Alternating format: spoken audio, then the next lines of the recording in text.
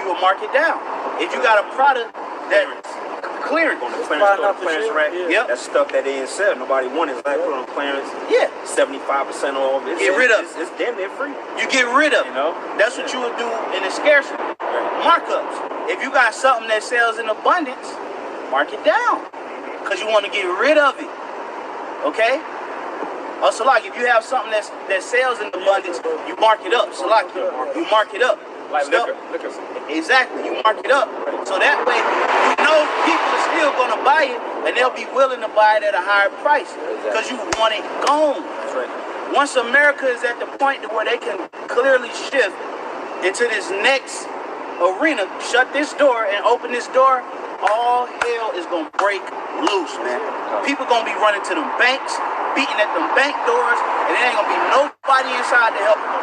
Because why? Because they don't have no cash. The Federal Reserve came and took all the goddamn cash. You can't take no cash out the bank. They got all the goddamn cash. The banks only hold so much cash anyways, man. The banks are these banks are in debt to the Federal Reserve.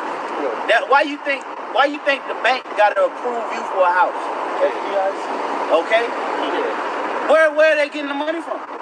They're getting it from the Federal Reserve. Right. Federal Reserve. Okay? They lend you, they're the lenders. You pay them back, they pay the Federal Reserve.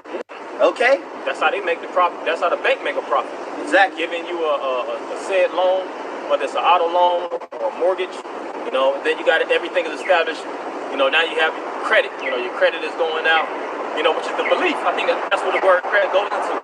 You know, because the more you build your credit, the more that it's an exchange of you believing in the system and the system believing in you to keep your ass in debt, man. That's all. This is all going into them unveiling the image of the beast. Usually when a store opens, you know, they'll usually pull some blanket down or cut some ribbon. You know, that's what they gonna do. They gonna pull the sheet off the image and be like, bow, nigga, or you gonna die. All right? And guess what? You gonna have them that don't bow, you know? You got that second Ezra? It was some more. Oh, some more. Go ahead, bro. Salaki.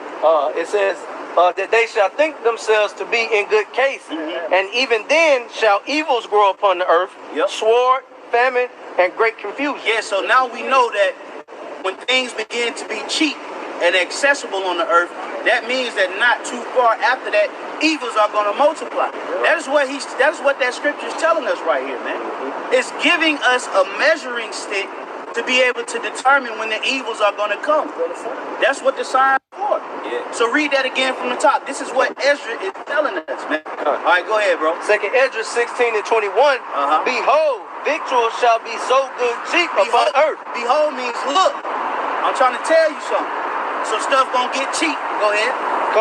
That they shall think themselves to be in good case. Go ahead.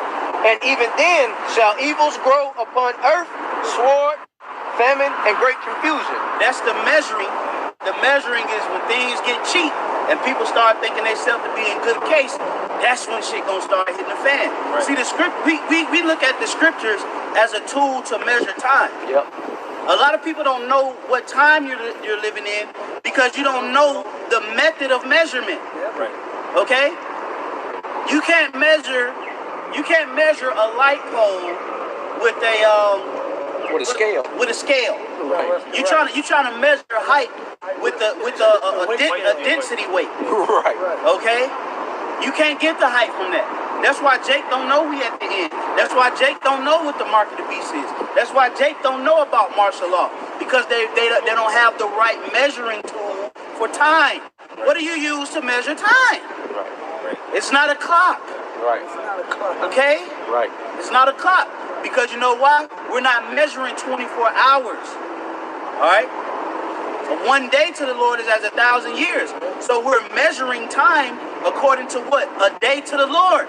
And also, we're not measuring it through time because it's speaking of Daniel, the 7th chapter. Well, measuring the time through the clock because it speaks about in Daniel, the 7th chapter, that he shall think to change time and law. So we can't go off of this man's records. It's not even in 2021. You're not going off of this man's calendar and shit. Well, like they talk about the Mayan calendar 2012. We didn't buy into that shit, man. Yeah, we're using the prophecies. The prophecies is our spiritual clock, man.